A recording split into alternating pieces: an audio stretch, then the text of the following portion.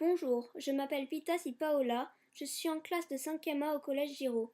Aujourd'hui, j'ai le plaisir de vous présenter mon travail sur les premiers scaphandres. Fin 18e, les premiers scaphandres rigides permettent de descendre plus bas dans l'eau. L'évolution vers le scaphandre autonome permet ensuite d'être plus à l'aise dans l'eau. Quelle est l'évolution des premiers scaphandres? De 1797 à 1855, les scaphandres ne cessent d'évoluer. On va apporter des améliorations sur l'étanchéité, la visibilité, 4 hublots, l'alimentation en air, le confort pour plus de mobilité et la sécurité. Grand A, 1797. Le premier scaphandre est celui de l'ingénieur allemand Heinrich Klinger.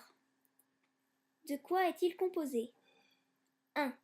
D'une veste d'un pantalon en cuir étanche, serré très fort au biceps et aux genoux. 2. D'un casque en fer avec hublot. 3. D'un plastron cylindrique métallique. 4. Le tout relié à une tourelle contenant un réservoir d'air qui ne peut pas se régénérer. 5. L'équipement est lesté. Quels sont les avantages et les inconvénients de ce scaphandre? 1. Il permet de descendre plus en profondeur. 2.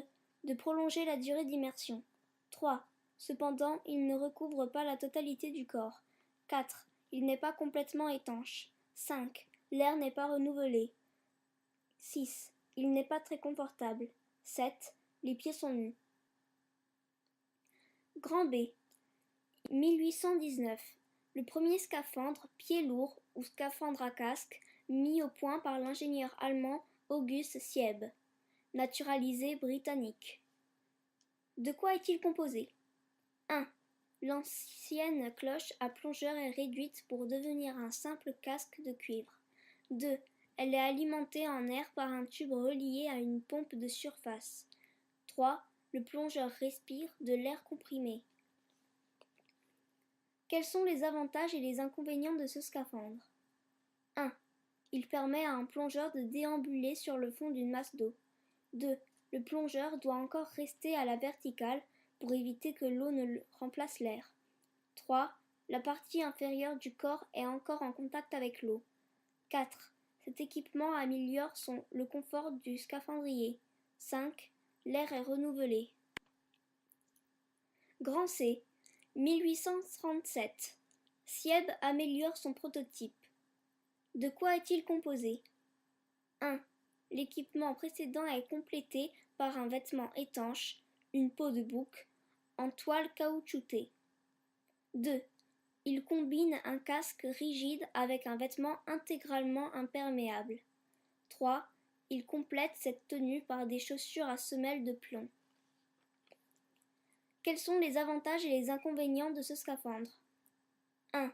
Le scaphandrier peut se déplacer comme il veut, sans risquer de perdre son gaz vital. 2. Ce principe ne changera pas pendant plus de 150 ans. 3. L'équipement est plus stable. 4. Il permet plus d'autonomie, plus de liberté. Grand D. 1855. Le scaphandre de Joseph Martin Cabirol apporte d'autres améliorations. De quoi est-il composé? 1. Le casque en cuivre étamé se dote de 4 hublots en verre protégés par des grilles. 2. Il dispose d'un double système de sécurité. L'arrivée d'air est assurée par un tuyau fixé près de l'oreille droite. Une soupape permet une régulation manuelle et un tuyau de sécurité dit sifflet part de la bouche. 3. D'une pèlerine métallique. Quels sont les avantages et les inconvénients de ce scaphandre? 1. Il est très maniable et pliable. 2. Il offre plus de sécurité.